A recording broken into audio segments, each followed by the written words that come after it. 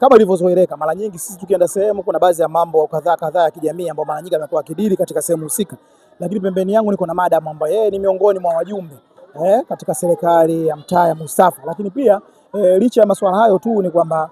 unavyoona mambo mbalimbali ya kijamii ambayo yanafanyika katika maeneo ya Mustafa, hayo ni mambo ambayo yanafanyika chini ya mwenyekiti wa serikali za mtaa pamoja na wajumbe wake, ambao miongoni mwa wajumbe wake ni madam wangu ambaye niko naye pembeni yangu hapa. Lakini pia nataka niweze kuzungumza naye ndani ya sekunde tu kadhaa aweze kuniambia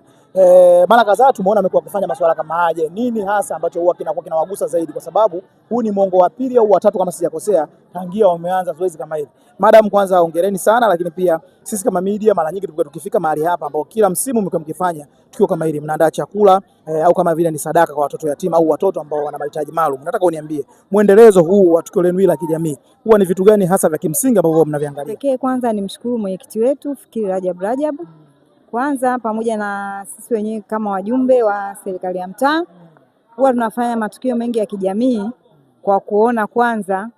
watoto yatima huwa watu wengi hawakumbukagi mayatima kama hivi. Idadi ya vijana kama hawa ambao wanafika katika eneo kama hili, nyinyi mmekuwa mkifanya research kuweza kupata idadi ya watoto kama hawa?